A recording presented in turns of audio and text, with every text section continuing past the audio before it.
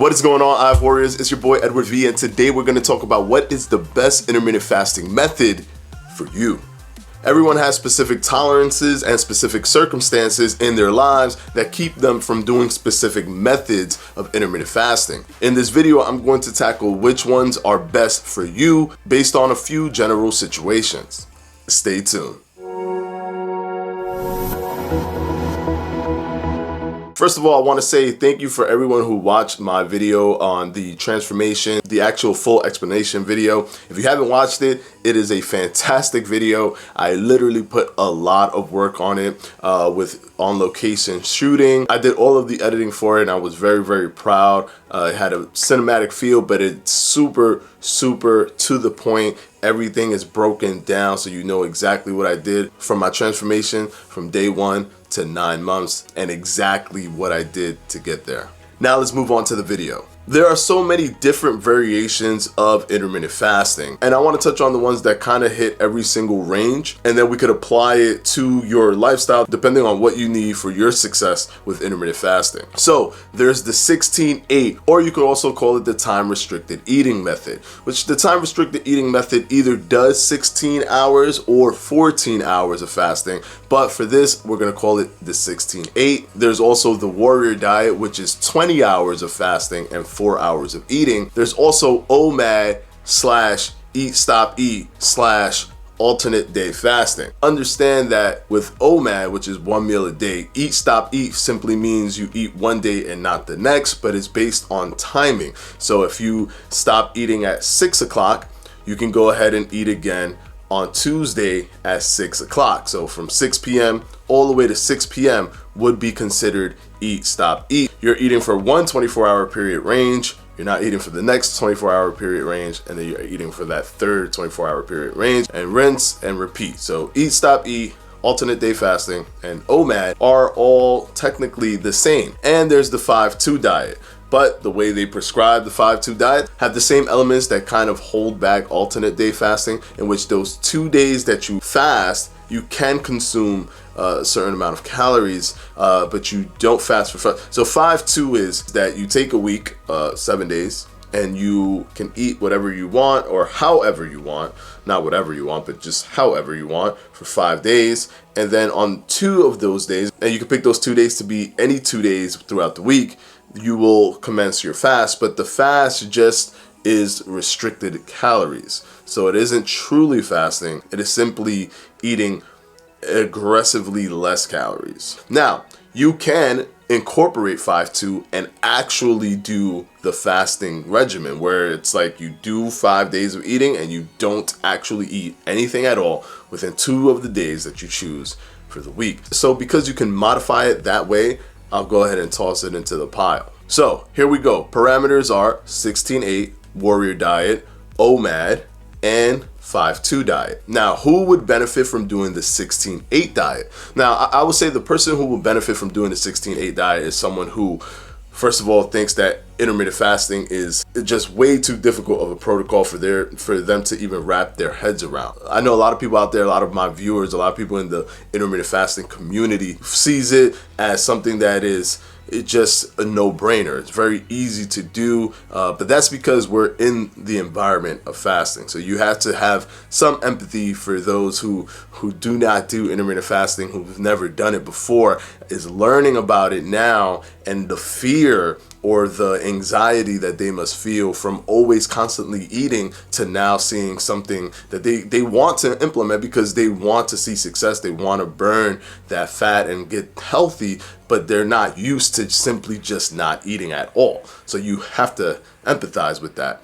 And for someone who has that fear and has that anxiety, the 16-8 method literally is the hand-holding method of intermittent fasting that can get you into the door. So 16-8 to me is best when you're not used to fasting at all. The 16-8 is the best to do to let you see how okay it actually is for you in terms of how you're going to feel, if it's going to be like horrible for you. The 16-8 is what lets your body like kind of test the waters with intermittent fasting. So if you're new to intermittent fasting, if you're very, very new to it, I would recommend the 16-8 method. You will still get benefits from the 16-8 method. Granted, the longer you fast, the more you keep your insulin at baseline, the more your body auto targets your body fat.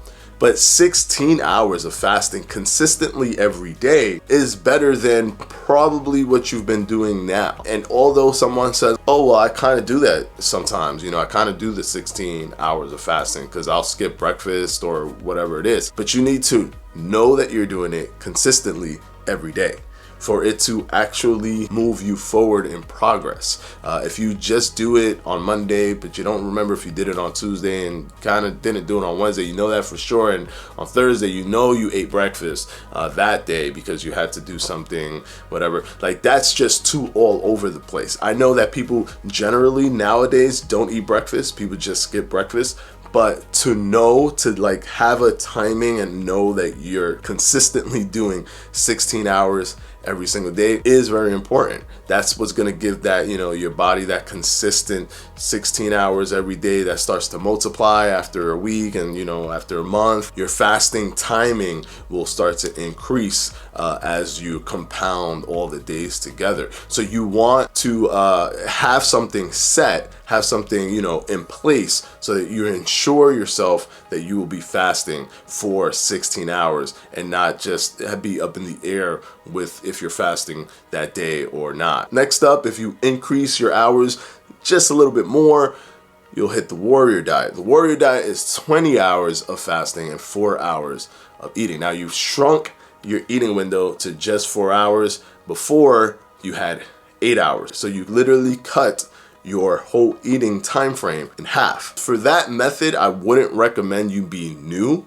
to intermittent fasting to enter that method, but if you have the courage and you just want to go into the 20 and 4 method, then you can go ahead and do that, because the method would obviously give you slightly more benefits than just doing the 16-8, because you'll be in a fasted state for a longer time period. Now, for the warrior diet, who does this benefit more? If you want to maintain your weight effectively, the warrior diet will definitely help. Now, if you want to lose weight, both 16-8 and 24 will help you lose weight. But if you want to maintain weight, the 24 I think is probably the best, considering the fact that it will force you to be cognizant of the amount of foods that you're eating, which will increase your chances of being at a caloric maintenance level or caloric restriction level, since you only have 4 hours. But it also gives you a chance to break up your meal. So you can eat at the beginning of it and you can eat right before you commence your fast again. My eating window, for example, is 2:30 to 6:30. I can eat at 2:30 and then that'll probably be like a half an hour of eating or whatever it is. I'll finish like around 3:15 or 3:10. And then at 6 o'clock, I can eat something else if I wanted to. I can literally have 2 plates of food during that time frame.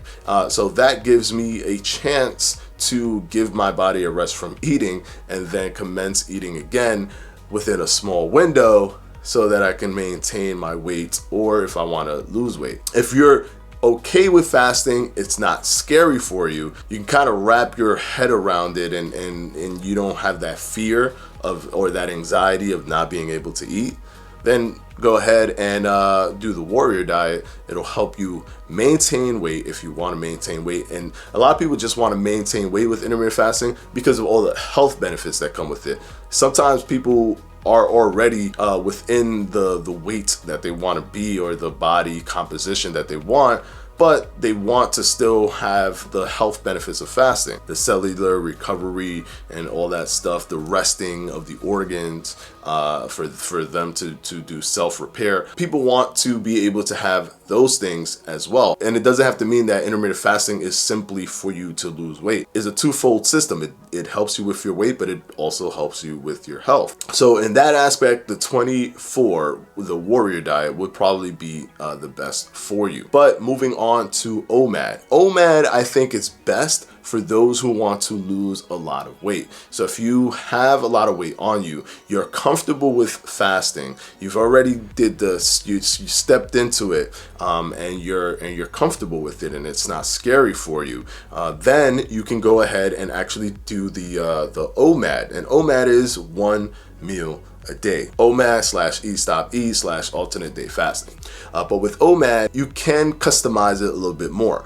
So for example, I do something called the WarMad, which is, it's a warrior diet and OMAD diet, but what it is that you can take a eating window and then eat one time within that window. So from 2:30 to 6:30, if you eat at 3, then you just won't eat anymore. But tomorrow you can eat at 2:30, or you can eat at 6, whenever you like, within that 4-hour window. It's still one meal a day, but it's within a 4-hour range where you can select when you want to eat that one meal. So if you have more weight to lose, I recommend OMAD, simply because it will keep your insulin at baseline for longer periods of time throughout the day. When your insulin goes down to baseline, it will switch from using glucose as energy to using body fat as energy instead. So what does all of that mean is that the longer that you fast, the better it is for you. And the 5-2 diet you can do if you just don't like fasting at all. I would recommend doing the 5-2 diet because you don't have to fast for most of the week. So it's very bearable for you once you get through one of those fasting days and doing it correctly without eating any calories at all. Once you get through those fasting days, you know you have all these other days to eat as much as you want, the way you want. You can situate those 2 fasting days on very non-social days, so it doesn't have to be Fridays, Saturdays, and Sundays when you know you're going to be out with your friends or whatever it is. You can put it on days where it's like Tuesday, Wednesday, you know, you don't do anything on Tuesday and Wednesday, or Tuesday, Thursday, or Monday and Wednesday, whichever days that you know within your scheduling and work and everything like that, that you are not going to socialize or talk with people or meet up with people and eat. So that way you're still social, but you're also implementing fasting. Just understand that the full total benefits of fasting is going to take longer with the 5-2 method, because you're just sprinkling fasting into your life. So you're not fasting for more than the times that you're fasting, simply because you only fast for 2 days and then you're not fasting after that. So your body is not truly grabbing all of the health benefits that you can from fasting. So just like I mentioned about the 48-hour fasting, there's also the 36-hour fasting that you can do as well. But those are the 2 that I do think are very beneficial, but should be the ones that you just toss in every once in a while. Because of how long you'll be fasting, it isn't recommended to use that as your go-to. Those should be the exception, not the rule. So if you're thinking about doing intermittent fasting and you don't know which one you should start doing, I hope this video has helped you get somewhat of an understanding. I use general situations so that it can open up to as many people as possible. So you can basically take that information and run with it. And I want to thank my patrons from my Patreon, and I'm going to put their names right up here.